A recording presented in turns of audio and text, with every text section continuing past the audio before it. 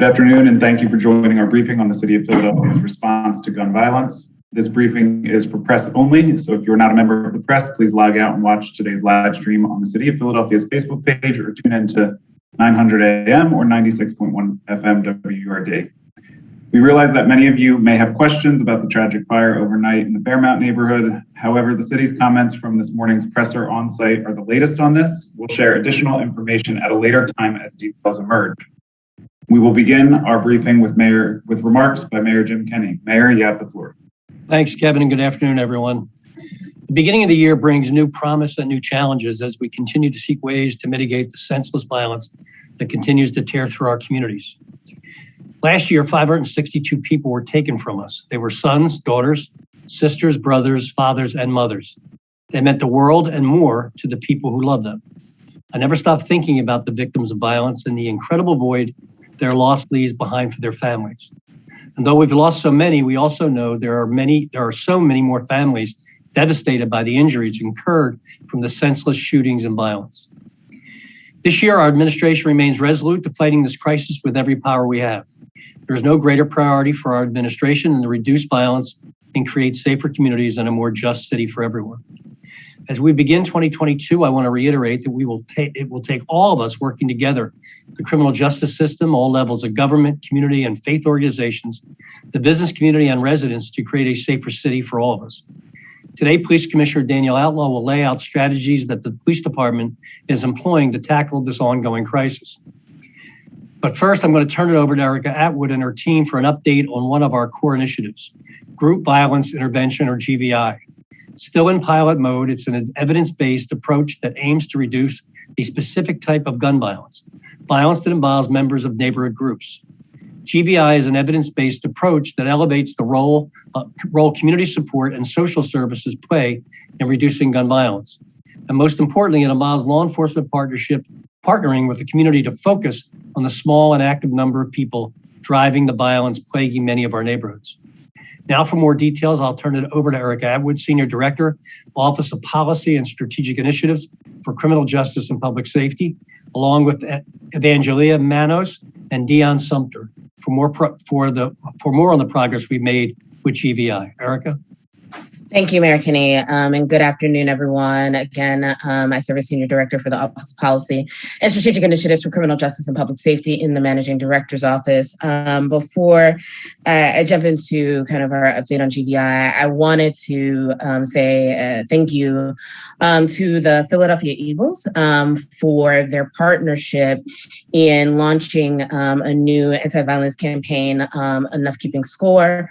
It's a beginning step in a partnership with a critical institution in our city to connect individuals who want to support the reduction of gun violence, as well as those who are looking for support and resources for those who may be most vulnerable to gun violence through launching the website endphillygunviolence.com. Again, thank you to the entire Philadelphia Eagles team from the administration on down to the players and support staff. Next, talking about our group violence intervention program, we launched this program in April of August of 2020 as a part of our larger strategy, and our group violence intervention program is really focused on how do we support those who are most vulnerable to being victims of perpetrators of gun violence with positive supports and activities, and it's really tied into making sure that we are facilitating the key tenet of the roadmap to safer communities, connected and thriving youth and young adults. And what we're going to do today is give you an update, a status report on that strategy, and you'll be able to hear from not only the staff that has been managing this, but as well as community members that have been taking part of it. And with that, I will hand it over to Evangelia Manos and Dion Sumter.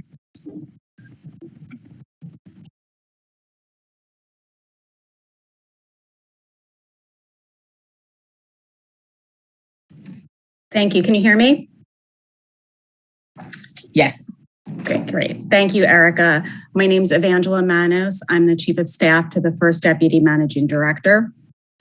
And the City of Philadelphia launched a pandemic modified version of the group violence intervention strategy, as Erica said, in August of 2020. GVI, originally developed by Professor David Kennedy of the National Network of Safer Communities at John Jay College in New York City, has been successfully implemented in cities across the country over the past more than 2 decades. It's based on the widely known premise that the majority of victims and perpetrators of gun violence, approximately 60% or more, are part of a tiny interconnected part of the population, about half of 1%, who are often part of a neighborhood group connected to the geographic area where shootings take place. Like many urban centers across the country, Philadelphia has had a low clearance rate in incidents where shooting victims survive. This is predominantly because the individuals in this half of 1% of the population are among the least likely to cooperate with police when they are victims of crime. We also know and have seen that shootings are like an infection spreading because of group members' propensity to retaliate when they or their fellow members are shot. As a result, a single shooting can generate, as we've seen, as many as 5 or more related shootings. In recent years, these dynamics have been exacerbated and magnified by the proliferation of disputes on social media, which have increased both the frequency and the geographic scope of rivalries and disagreements. GVI is a law enforcement focused strategy which responds to each of these dynamics by, number one, directly engaging the 0.5% of individuals connected to groups that are involved in gun violence. Number two, creating consequences where there were previously none for groups and group members in direct response to shootings. And number three, interrupting the contagious effect of shootings by creating an incentive for individuals to discourage and resist violent behavior in order to avoid the promised consequences. Now, traditionally, GVI is implemented in what is traditionally known as a call-in. A call-in is a face-to-face meeting between group members and representatives of the GVI partnership, which consists of GVI caseworkers, police, prosecutors, moral voices, which usually are co-victims of shooting violence who have lost a loved one to gun violence, and credible messengers. Together, the GVI partners deliver the strategy's anti-violence messages to representatives of groups. And while the individual messages can be nuanced, it can be boiled down to the depicted group's message. Groups are driving gun violence, receive consequences if you shoot, or help if you want it. Our community, including you, is hurt by gun violence. You are connected to group violence. Put down the guns. Share this message with your group. During the COVID-19 pandemic, large group gatherings were prohibited, and therefore the city could not implement GVI in the traditional manner. However, seeing shootings and homicides rise and recognizing the emergent need to implement, the city modified version of the GVI strategy and implemented it in August of 2020. Under the modified strategy, the city conducted direct engagement in the community by deploying mobile call-in teams. The mobile call-in team consists of members of the GVI partnership, a GVI caseworker. Actually, could you go to the first slide? A GVI caseworker, thank you. A co-victim of homicide who has lost someone to gun violence, credible messenger, police and prosecutors, the same team that would be presenting at a call-in. We have referred to these teams publicly in the past as GVI teams or custom notification teams, but the term mobile call-in team is more appropriate because they are literally bringing the call-in to the individual. Now, if you can show the slide of the map.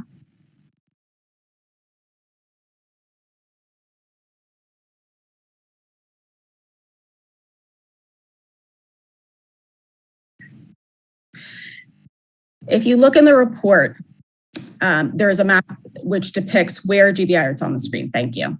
As you can see from the map on the screen, which depicts where GVI has been implemented in the city and when we initiated GVI in that particular area. We began implementation in the Southwest Division of the city and then expanded into Central, followed by South, and then into Northwest section of the city. In Philadelphia, mobile call-in teams went out essentially every weekend, with few exceptions, with multiple teams and completed dozens of in-person visits every single week. This resulted in above average contacts compared to implementation in other cities because of repetition and volume. To date, through mid-December, 598 individual candidates have been identified for custom notification or mobile call-ins. The mobile call-in teams have conducted approximately 1,191 home visits, resulting in 302 direct engagements with individual group members and 239 collateral contacts with family members or influentials of GVI candidates. Beginning in October 2021, GVI was cleared to begin holding traditional in-person call-ins, which are now supplemented by our mobile call-in team deployments following the group meeting. While thus far we have held one in-person call-in, which focused in groups operating within the Central Division and a single district in the Northwest Division, we do anticipate and are currently planning for additional call-ins in 2022. In January, the Southwest Division, February, the Northwest Division, March, the South Division, and April, the Northeast Division, May, the East Division. I want to briefly touch on the enforcement aspect to the strategy. As I mentioned in the beginning of my remarks, GVI is a law enforcement focused strategy with a social service component. In Philadelphia, GVI has created a framework by which local, state, and federal enforcement partners can communicate directly regarding GVI engagement and group activity, and therefore leverage any ongoing law enforcement activity with respect to these groups. Law enforcement partners communicate directly to group members to set clear expectations about consequences. If they are the first group to commit a shooting or the most violent group, the entire group will receive attention from law enforcement for any illegal activity they are engaged in, with a focus on finding the lowest level of enforcement that will change behavior. Some enforcement measures could include the following: additional probation visits, requesting high bail, requesting probation revocation, referring a case to the federal authorities for prosecution, or prioritizing enforcement and disruption of illegal electrical hookups. Since August 2020, 26 groups have been the subject of group enforcement action due to their sustained involvement in gun violence. I now want to turn it to Dion Sumter, who is our GVI coordinator, and will talk more about the services component and case management. Dion? Thank you, Evangelist Manos. Can everyone hear me? Perfect. Yeah. So good afternoon all. And by way of introduction, I am the GVI coordinator for the Office of Violence Prevention. And for some disclosure, I was born and raised in the Germantown section of our city, and I served a little more than 2.5 years in federal custody. And after my release, I was able to enroll in Community College of Philadelphia and ultimately transferred to Temple University. At Temple, I was able to obtain my bachelor's and master's degree in the helping profession of social work. So I come into this work with a desire to help, and as someone who has a similar lived experience of the individuals whose lives we are hoping to positively impact with this strategy. With the help of our partners, we have identified some of the most vulnerable and at-risk individuals in communities plagued by violence, and we have launched an aggressive effort to directly engage those individuals to help them avoid prison, injury, or death. This is extremely difficult work that my team and I are extremely passionate about. We know that gun violence is a serious problem, but we also know and have learned that one of the few things that helps to reduce gun violence is direct intervention. Interventions that require person-to-person interaction with those directly and or indirectly involved and those at a risk of being victims or perpetrators. Throughout the pandemic, to best reach this population, we have gone almost every Saturday into the community and engaged hundreds of individuals and their families, along with community members. Myself and our law enforcement partners and our moral messengers, our moms like Ms. Cherie, who will be speaking soon, who's with us today, we deliver this basic message to our young people. that gun violence is wrong and it must stop. But it does not end there. My team and I, we do persistent follow-up calls, home visits, and we push as hard as we can to get those individuals to take the offer of help and to ultimately encourage them to try something different.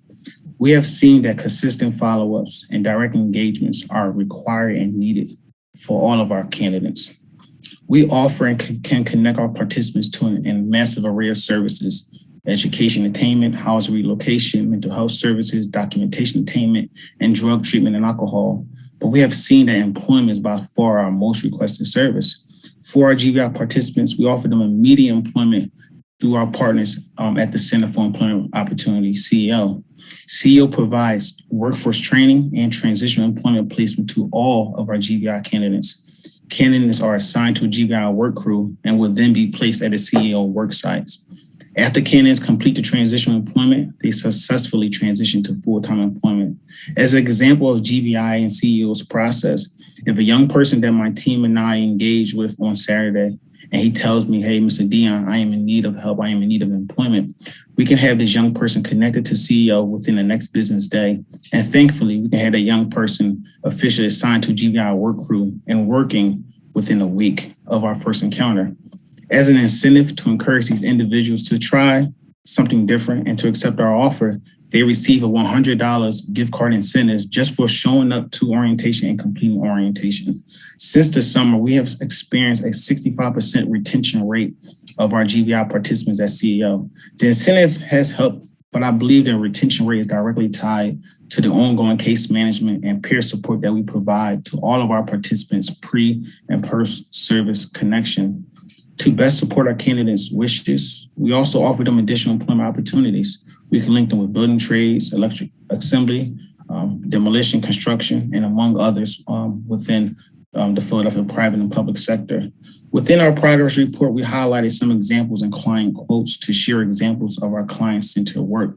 But as a disclaimer, we've learned that employment is not the only insecurity that our participants face. Several of our candidates have experienced various adverse experiences: food insecurities, housing insecurities, parental incarceration, and mental health is also a severe barrier that most of them face. We have candidates that have been victims of gun violence on more than one occasion.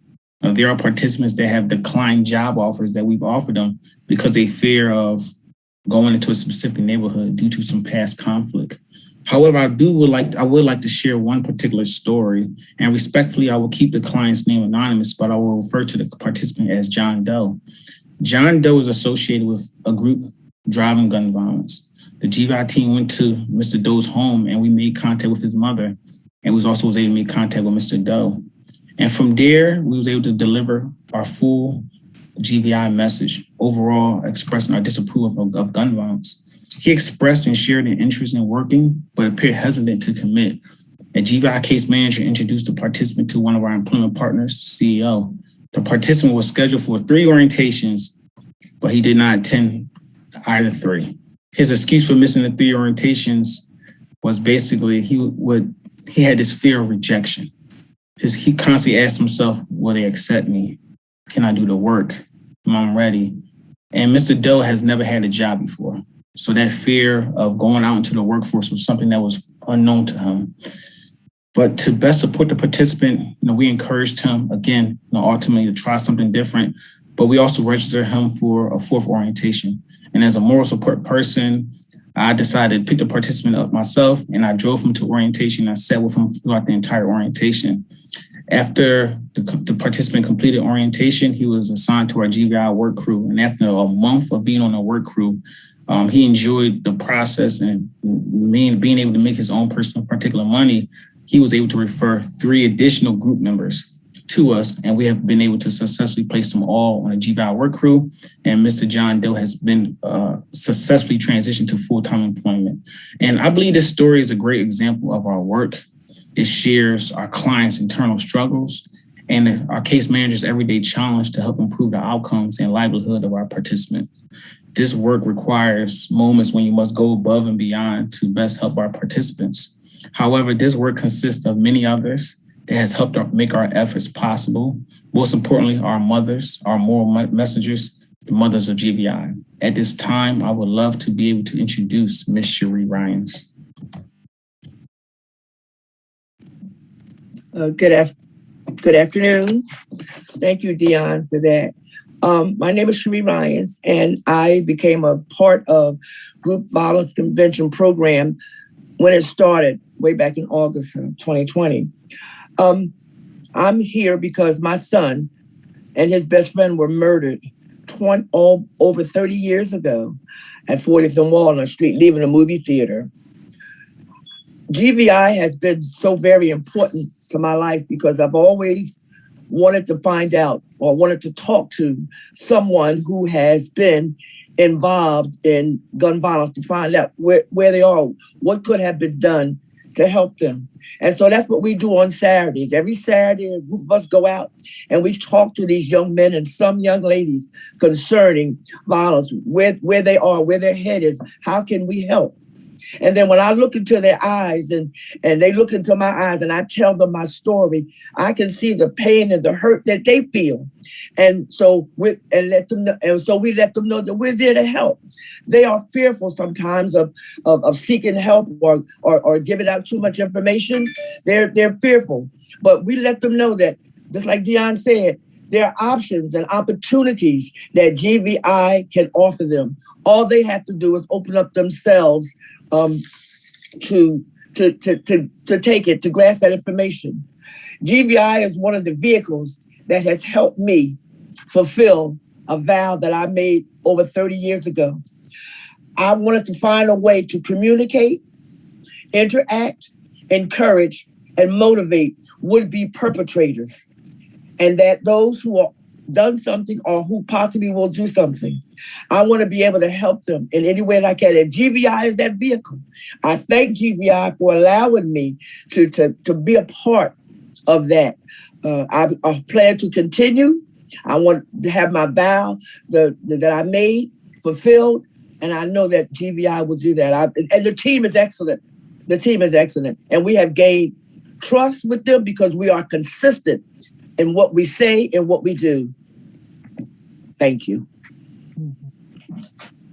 Thank you so much, Ms. Ryans. We will now move to Police Commissioner for her remarks. Good afternoon, and thank you. First, I want to join our city in mourning the loss of 13 individuals who died in a tragic fire early this morning. I also want to thank everyone in our city to keep the surviving victims and thanking them in advance for keeping them in their thoughts as they begin their road to recovery. Before we begin today, I want to mention what happened last night. For those of you who don't know, there was a police discharge, or what we call an officer-involved shooting, at approximately 6:25 p.m. We responded to the 1900 block of South Bancroft Street, and while attempting to execute an arrest warrant on the offender, they were met with gunfire, with the offender discharging at our officers several times. Police on location then returned gunfire, striking the offender. He was promptly transported to a local hospital where he succumbed to his injuries, and no police officers or other civilians were injured during this incident. This is yet another example of the kind of violence that not just our officers on the street encounter, but many members of our communities as well. It's unimaginable that last year, 562 people were murdered in our city, 562. Like the mayor said, mothers, fathers, brothers, sisters, sons, daughters, aunts, uncles, cousins, 562 mothers who are mourning the loss of their child, children, women. And as you just heard, there's a lot of work going on throughout the city to address this tragic situation from all angles. The PPD is a key component in the city's gun violence reduction strategy.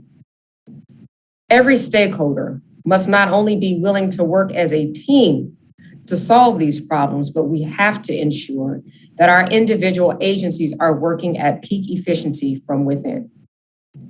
I'll say it again. What's happening here in Philadelphia cannot ever be deemed or accepted as normal. I find it entirely unacceptable. And the Philadelphia Police Department is wholly committed to stemming these trends. For myself and our department, there is no single issue that is of more importance. On our end, the PPD has worked tirelessly to address violent crime. Despite the year that we've had, Our pinpoint deployments have been incrementally effective, quite frankly. By the end of 2021, a third of our districts experienced significant decreases in non-fatal shootings. Overall, in our pinpoint locations across the city, we saw a 14% reduction in shooting victims when compared to the previous year in 2020. The 17th district saw a 51% reduction in shooting victims, the 14th district, a 24% reduction, the 12th district, a 21% reduction. And in places like the 15th district, we had a 7% reduction in shootings. While this may not seem like a lot, when you consider the number of shootings dropping from 138 to 40, as was the case in the 15th district, you see that these pinpoint grids and our efforts are working where they are being used. In addition to our successes with Operation Pinpoint, our Violation of Uniform Fire Act, or VUFA, arrests and our crime gun confiscations rose to numbers that PPD had never seen before. In other words, we've taken more guns out of the hands of dangerous individuals than at any other time. Imagine the bloodshed that was prevented. And while we may never know those numbers, one spared life would be considered a success. I would be remiss if I did not mention that we've done all of this with less officers on the street and less funding.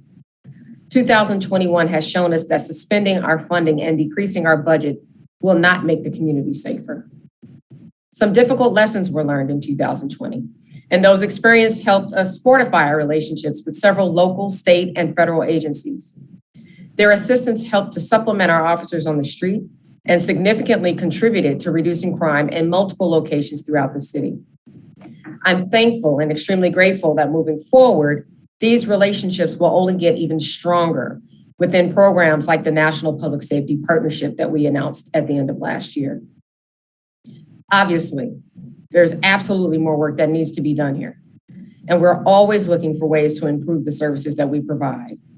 With the unconscionable amount of shootings that the city experienced last year, it is imperative that we the PPD, have to redouble our efforts.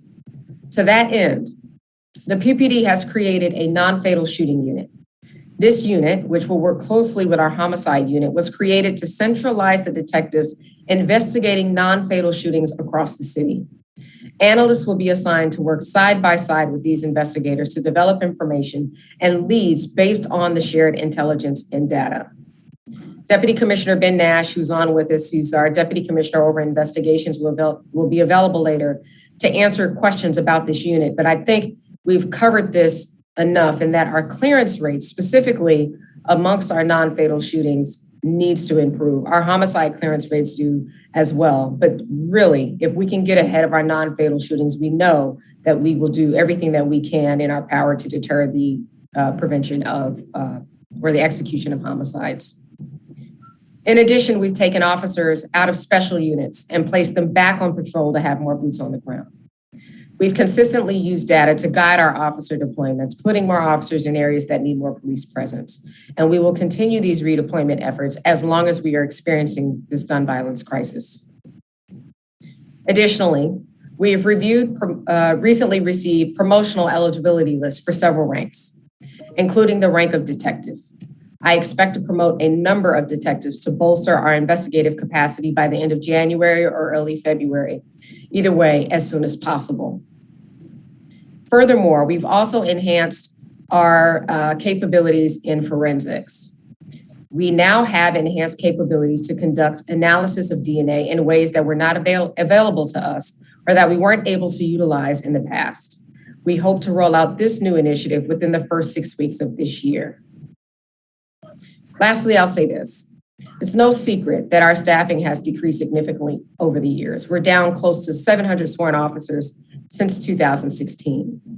Having boots on the ground is integral to our mission of providing top-level public safety in this city.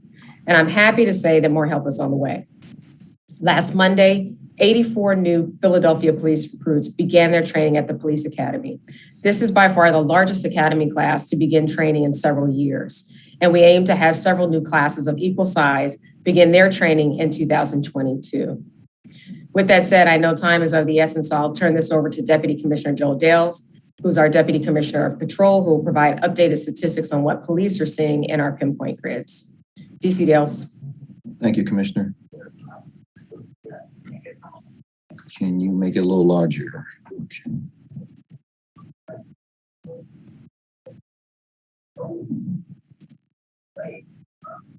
Okay, next slide. Okay, I will start with the citywide homicide and shooting victim year-end totals. Looking at the top of the chart, it shows Philadelphia ending the year with 562 homicides and 2,332 shooting victims. In comparison to 2020's year-end total, homicides are up 13%, 562 in 2021, and 499 in 2020. And shooting victims are up 4%, 2,332 in 2021 and 2,245 in 2020. Looking at the bottom of the bottom left of the chart, it shows the motives for the homicides are number 1, arguments, number 2, drugs, and number 3, domestic. Next slide, please. This slide shows the citywide homicide and shooting victim stats weekly comparison. From December 27th to December 31st, we had 13 homicides, 38 shooting victims, which include homicides and multiple shooting victims.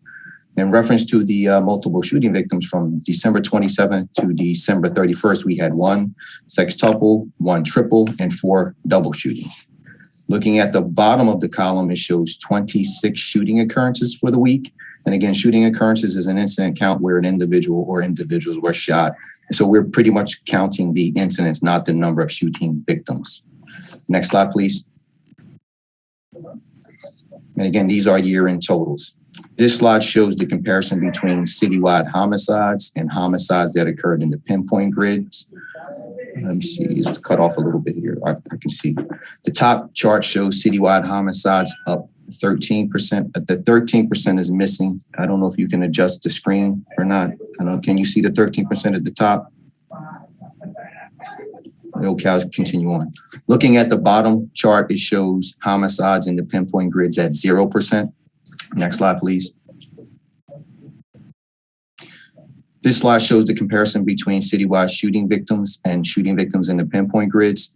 The top chart shows citywide shooting victims up 4%, and the bottom chart shows shooting victims down in the pinpoint grids by 14%. Next slide, please.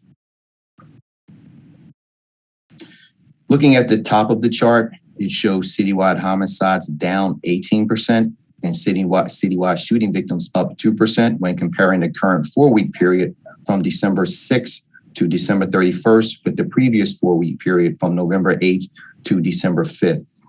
Looking at the bottom of the chart, it shows homicides up 19% and shooting victims up 16% in the pinpoint grids when comparing the current 4-week period with the previous 4-week period. Next slide, please. This slide shows the year-end total VUF arrests for 2017 through 2021. And at the end of 2021, we reached a record high for VUF arrests that totaled 2,541. In 2020, we had 2,324 VUF arrests, which is a 9% increase when compared to 2021. Next slide, please. As of December 31st of this year, of 2021, 5,920 crime guns were recovered in our city, which is also a record high. A crime gun is any gun recovered by police as part of a criminal investigation. And again, these numbers, they do not include the guns from the buybacks or turn-ins. In 2020, we recovered 4,989 crime guns by the end of the year. Comparing that number to 2021 year-end total, which again is 5,920, we're showing a 19% increase, which is 931 more crime guns recovered this year compared to 2020. Next slide, please. And lastly, by the end of 2021, 571 privately made firearms, which is also known as ghost guns, were recovered in Philadelphia. I'd like to point out that in 2020, a total of 250 ghost guns were recovered by the end of the year. And by the end of 2021, we have surpassed that number, as you can see. This shows a significant increase in ghost guns recovered this year in comparison to both 2020 and 2019. Also, the aforementioned VUFA and crime gun confiscation stats I just mentioned clearly show that our officers are out there working. So with that, I will now turn it over to Deputy Commissioner Ben Nash, who is the Deputy Commissioner of Investigations, and he will speak about cases we wish to highlight. Thank you, Deputy Commissioner Dales. Good afternoon, everybody. Today, I'm going to begin by providing arrest updates as I normally do during these press conferences. Since our last press conference, the Philadelphia Police Department have arrested 4 individuals wanted for committing homicides. In addition, I will also be featuring a few of the fugitives that are wanted for homicides that occurred in this past year. Now, Kevin, if you can move to the next slide. The following slides are of individuals that were recently arrested for homicide, starting with an incident from 2019 and continuing on the incidents chronologically by the date of occurrence to the latest of the 2021 homicides with the arrest. And the first one, as you see, is a picture of Nasim Edwards. The incident, and on December the 21st of this past year, 22-year-old Nasim Edwards was arrested for the murder of 21-year-old Anthony Williams for an incident that occurred on August the 6th of 2019 on the 1500 block of West Allegheny Street. The incident appears to have stemmed from an ongoing argument between the victim and the offender. It is important to note that Mr. Edwards was also charged with a separate incident from an attempted murder of another victim that occurred on July 12th of 2020 in the 500 block of North 58th Street. So we're glad to be able to have him in custody at this point. Next slide, please. Thank you. On December the 29th, 21-year-old Donald Motley was arrested for the murder of 46-year-old Ton Nguyen that occurred on August the 14th of 2021 on the 6700 block of Woodland Avenue. An argument is believed to have been the motive for this homicide. Next picture is of Malik Banks. And this incident occurred on December the 22nd. The arrest was on December the 22nd. 29-year-old Malik Banks was arrested for the murder of 30-year-old Jason Barnes that occurred on December the 15th of 2021 in the 3100 block of Kensington Avenue. This is an incident that occurred right in front of the SEPTA police officers. The murder appears, we believe, it was a retaliation for a prior shooting. The next slide is of Jillian Saunders. And on December the 20th, 43-year-old Jillian Saunders was arrested for the murder of 36-year-old Jason Greenlee. It occurred on December the 20th, same day of the arrest, on the 300 block of West Ruscombe Street.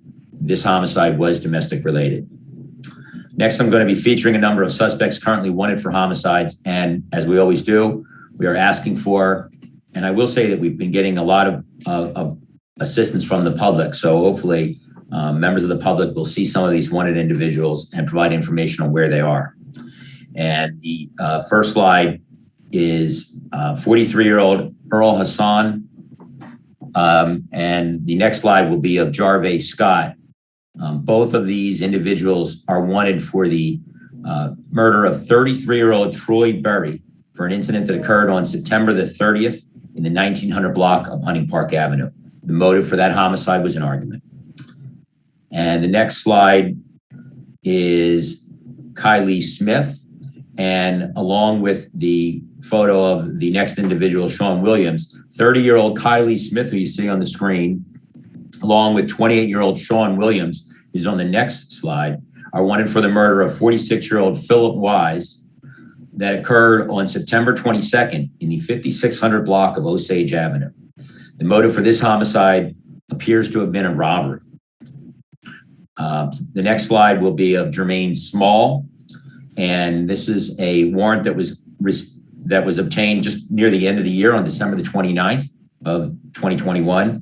26-year-old Jermaine Small is wanted for a double murder of 38-year-old Christopher Mears and 43-year-old Nicholas Ferrante. The incident occurred on December the 3rd in the 4000 block of Passmore Street. I want to point out on this particular wanted individual, we did put out a video compilation that received a lot of attention from the media, and we got a significant amount of response from people who recognized the individual from the video, and that was a very significant element of helping us to be able to obtain the warrant for this male. Now we want to get him into custody. We do believe that the motive for this double homicide was drugs.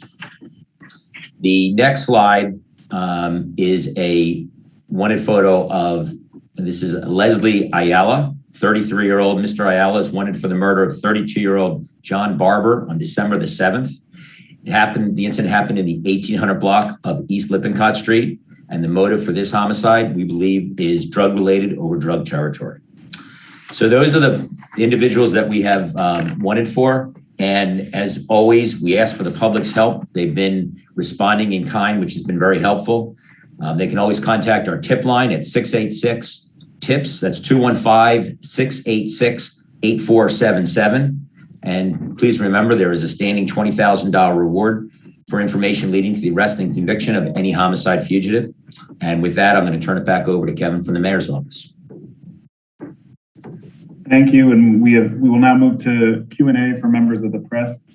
Again, for those that may have joined late, just a reminder that we know many of you have questions about the fire overnight in the Fairmount area, but right now the city's comments from this morning's presser on site are the latest information on this, and we'll share additional information at a later time as more details emerge. Because of limited time, only one representative from each media outlet is permitted to ask questions. Reporters are asked to limit their questions to 2 or fewer. Today, given the time and the hard deadline of 2 o'clock, we are limiting topics to questions related to today's presentations. With that, I will open it up to Brian Mendoza of Telemundo.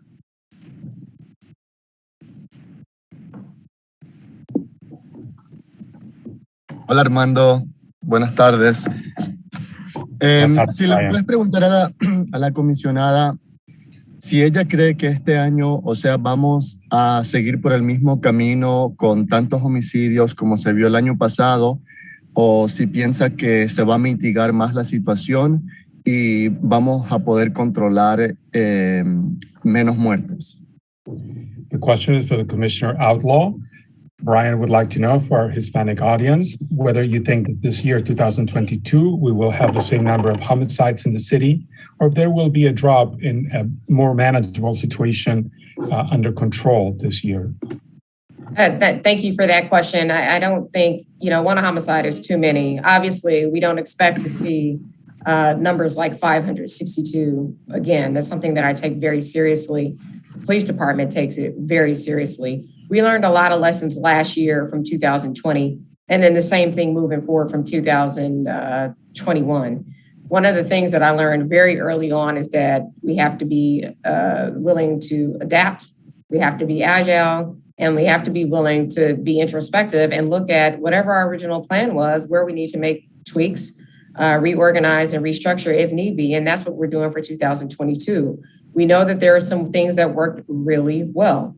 And those are the things where I say we're going to redouble our efforts. We know when we can get federal prosecution, extremely, extremely effective. We know when we work with our partners, ATF, DEA, FBI, the marshals doing warrant sweeps, everyone, that sends a message, a very strong message. We will continue to do that. But the reality is we know that our staffing is shrinking, and we have to be quick on our toes and figure out what we're going to do to complement the resources that we have out there. That's why we talk about moving bodies from specialized units and putting them out there so we can not only increase our visibility, but to ensure that we have force multipliers, get data and intelligence on who's out here committing these crimes, identify them, and take them to jail. This is time for triage. We rolled out a plan in June of 2020. There's a lot of great things in there, but right now we have to focus on stopping the bleeding. There's too many people that have made pleas saying, look, I want to feel safe. I don't feel safe. I've lost my child. I've been here my entire life and I'm ready to leave. Nobody wants to hear that. Nobody wants to hear that. So the time is now for us to not only step up our game, but to, again, reaffirm that there's a sense of urgency behind this. So the answer is no, I don't expect to see the numbers that we saw at the end of the year. But I will also restate that we are but one part of this. And I'm responsible for our one part, and I'm going to keep at it and go hard, even harder than before, than the previous year. La respuesta que nos da la comisionada Outlaw dice que obviamente una muerte solamente es demasiado y no esperamos tener los mismos números de los 562 fallecimientos que hemos tenido. Seriamente, ha habido lecciones que hemos aprendido que empiezan desde el año 2020 y a lo largo del 2021.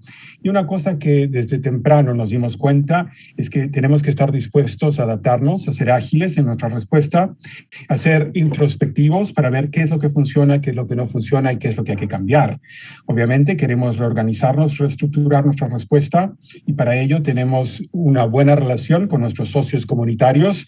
Hemos visto, por ejemplo, que el procesamiento judicial a nivel federal es algo extremadamente eficaz y también con nuestros colegas de ATF, el FBI y también con el servicio de los alguaciles. El mensaje que queremos transmitir es en realidad de que nuestro personal se está reduciendo y tenemos que hacer el mejor uso posible de nuestros recursos, tomando a los oficiales que están especializados para poder desplegarlos y de manera que tengan una presencia visual que multiplique su presencia en las áreas donde se necesita. También tenemos el procesamiento de datos, de información, de inteligencia que nos indica quién está haciendo qué cosa en qué área.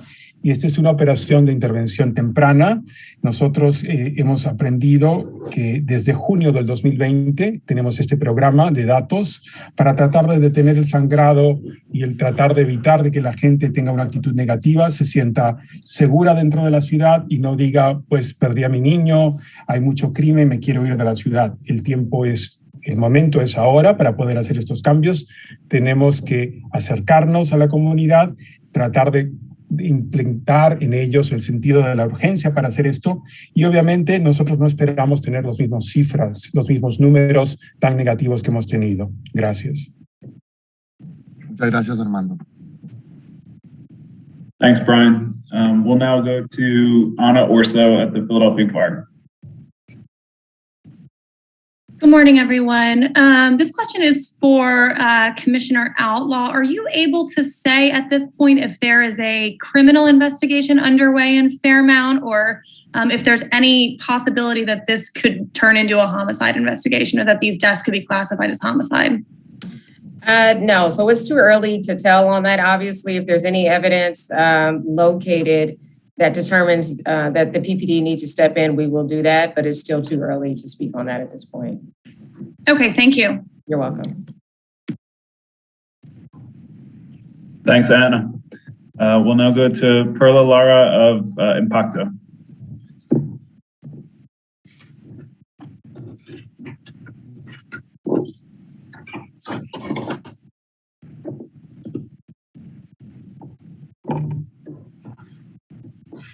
¿Me escuchan ahora sí?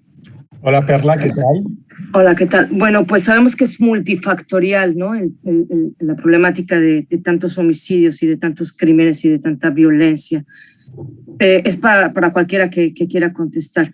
Pero ¿cuál creen que sería el origen principal de esta situación que estamos viviendo en Filadelfia, en especial, siendo una de las ciudades más violentas y donde más muertos hay y sobre todo más jóvenes cada vez, más mujeres también? ¿Cuál sería como la primera causa?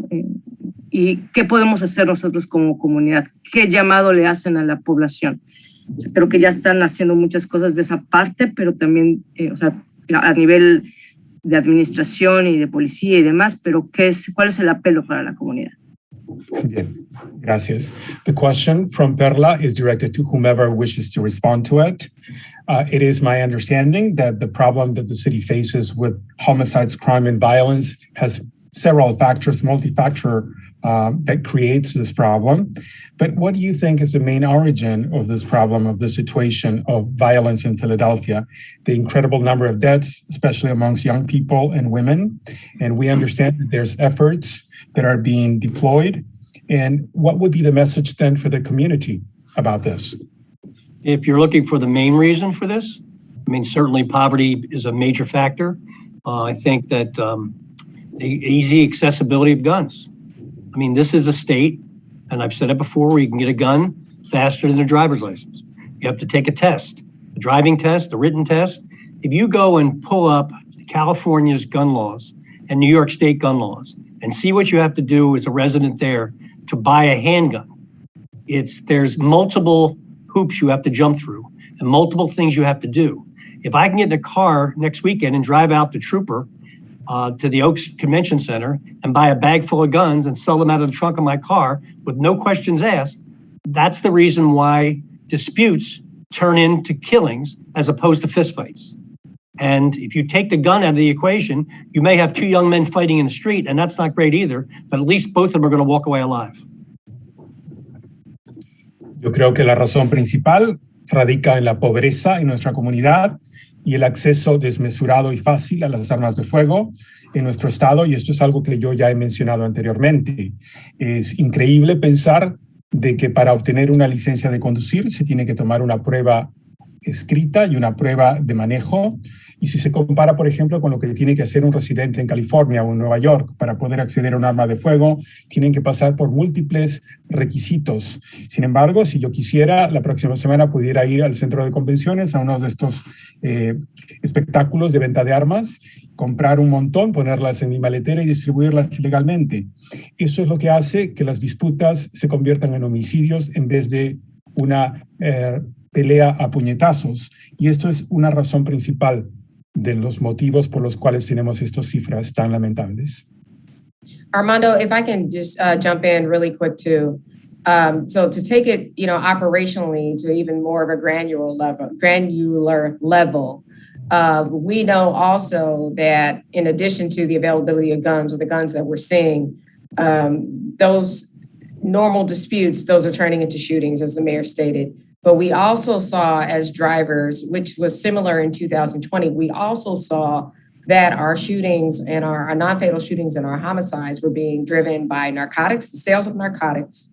Again, social media disputes or disputes of any kind, retaliation. And then we also saw an increase in a lot of the violence being pushed indoors, domestic related.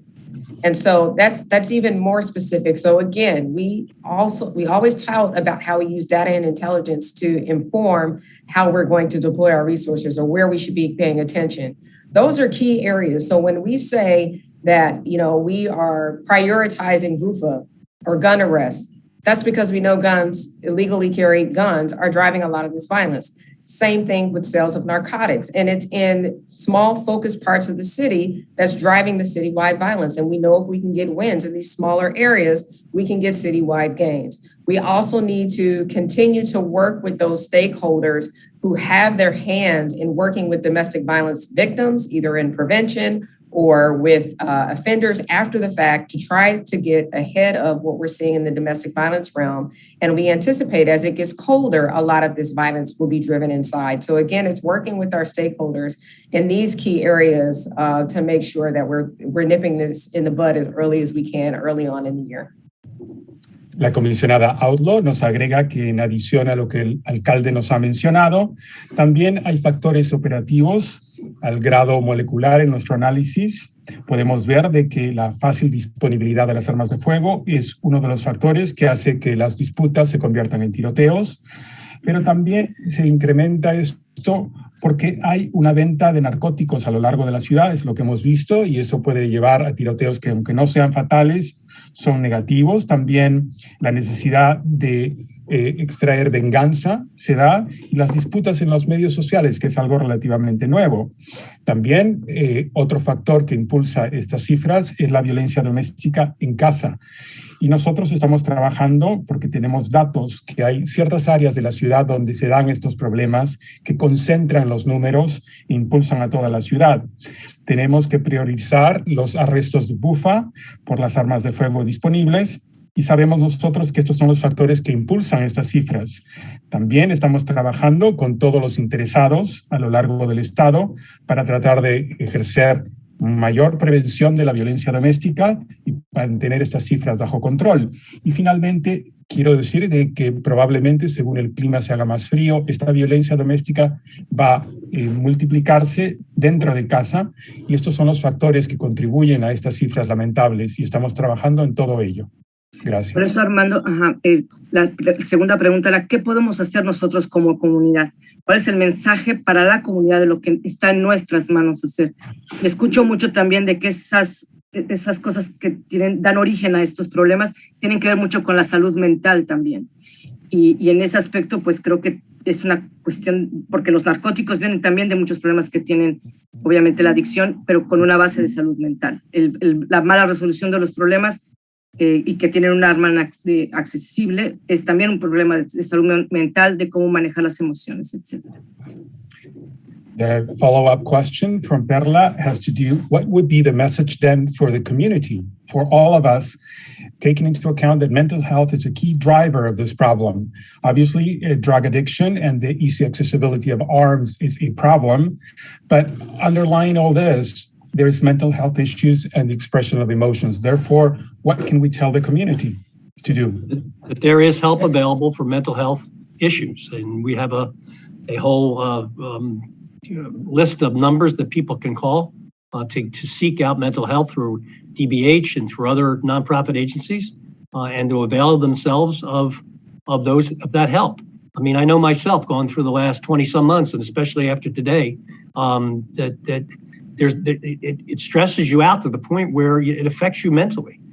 And you have to seek out that help and talk to people and talk to professionals. And we have a list of resources that are available for people to call to get the help that they need. We have a plethora of hospitals in hospital institutions in our city that people can avail themselves of help there. And just reach out and we will find someone to help you. And if I could add, Armando, I'm sorry, go ahead, do the translation. No, you go ahead. And I will add, and I will say, particularly speaking to Black and Brown communities, there is no shame in asking for help. I know that that is a barrier for us culturally, and I would encourage for us to lean on our families and our supports to encourage us, encourage those that we know who might be in harm's way or vulnerable to harm, to walk with our friends, our family members, our neighbors to get the support that they need and allow for there to not to be shame in the vulnerability and asking for help. I mean, if you look at some of the high-profile athletes recently, both Olympic athletes and Philadelphia Eagles and others who have just admitted the fact that they're stressed out and they need to step back and they need to reassess. So there's nothing wrong with that. There's nothing to be ashamed of. All of us need to do it, especially these days. La respuesta, Perla, es que hay ayuda disponible para los temas de salud mental y nosotros alentamos a la comunidad a que hagan uso de estos servicios. Tenemos números disponibles, se puede llamar a DBH, por favor, para obtener ayuda. Yo mismo, dice el alcalde, en los últimos 20 meses y especialmente después de los sucesos lamentables de esta mañana, hemos sido víctimas del estrés, de la tensión mental y hay profesionales dispuestos y recursos disponibles. Por lo tanto, mi mensaje es que la comunidad llame a todos los centros disponibles, tanto en los hospitales como en los centros ambulatorios, para obtener la ayuda. Erika nos agrega que especialmente para las comunidades de color, donde culturalmente ha sido hasta cierta forma un tabú el buscar ayuda, que no hay ninguna vergüenza ni estigma en hacerlo, y se alienta a los miembros de la familia, a los vecinos, a la comunidad en general a obtener apoyo, identificando a las personas vulnerables, a las personas que puedan necesitar ayuda o que estén en el ámbito de la violencia, para encontrar el apoyo profesional y comunitario necesario. Nos recuerda finalmente el alcalde nuevamente de que incluso en el caso de atletas de perfil nacional, como los jugadores de los Eagles, ha habido momentos en los cuales esta gente está teniendo momentos de salud mental delicados por los factores estresantes de lo que hemos estado viviendo y que no hay ninguna vergüenza. Más bien es una señal de fortaleza el buscar ayuda para salir de estos problemas. Gracias. Thank you both. And seeing that this is at time and no further questions, that concludes today's briefing. We'll reconvene in 2 weeks. Thanks, everyone, and take care. Thanks, Sherry. Record.